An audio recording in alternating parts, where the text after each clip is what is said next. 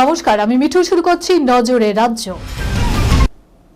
প্রথমে আজকে আবহাওয়ার খবরেই চোখ রাখব। বঙ্গোপসাগরে তৈরি নিম্নচাপ ধীরে ধীরে পশ্চিমে সরে যাওয়ায় স্বাভাবিকভাবে বৃষ্টির দাপট কমেছে।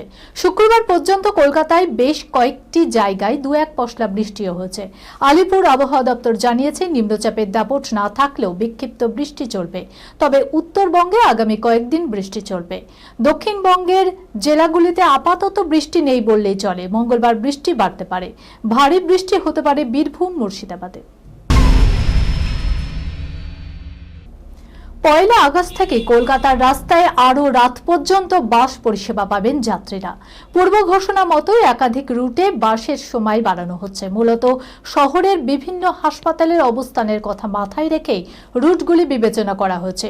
রোগী ও রোগীর পরিজনদের সুবিধার্থেই এই উদ্যোগ বলে জানিয়েছে পশ্চিমবঙ্গ পরিবহন নিগম। মূলত যেসব রুটে রাত পর্যন্ত বাস পাওয়া যাবে সেই বাসগুলি মেডিকেল কলেজ, SSKM, আরজি কর, চিত্তরঞ্জন ক্যান্সার হাসপাতাল, NRS, national medical college, RN Tagore, Apollo, tata medical centre, medico, fearless সহ একাধিক সরকারি ও বেসরকারি হাসপাতালের সামনে দিয়ে চলবে বাস। বর্তমানে মোবাইল ফোন ছাড়া এক মুহূর্ত কল্পনা করা কঠিন। ফোনে কথা বলা ছাড়াও অনলাইন পেমেন্ট, অফিসের কাজ, পড়াশোনা, কেনাকাটা সবের জন্যই এখন ভরসা স্মার্টফোন।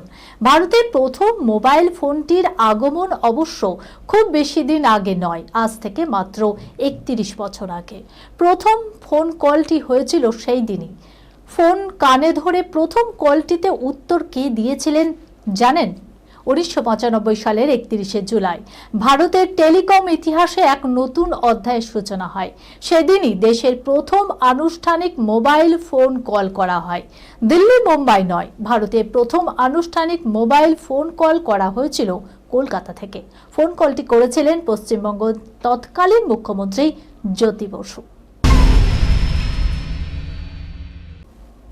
সদ্যই বিয়ে করেছেন, ব্যক্তিগত জীবনে থিতু হওয়ার পর ধারাবাহিকের কাজ শেষ করেছেন। এবার নাকি ফের বড় পর্দায় ফিরছেন মধুমিতা সরকার, তাও আবার এপার বাংলা নয়, কাজ করতে চলেছেন ওপার বাংলায়। বাংলাদেশের ছবিতে নাকি অভিনয় করতে দেখা যাবে পাখি ওরফে মধুমিতা সরকারকে। ছবির নাম গুলশানের চ্যামেলি। ভারত বাংলাদেশের যৌথ প্রযোজনায় তৈরি হবে এই ছবিটি। এই ছবিতে নাকি রয়েছেন আজমেরি হক বাঁধন, তার সঙ্গে নাকি কাজ করতে চলেছেন এপারের পাখি। ছবির শুটিং হয়তো কলকাতাতেও হতে পারে। ডিসেম্বরে শীতের রোদ্দুর গায়ে মেখেই হয়তো কাজ শুরু করবেন কলাকুশলীরা।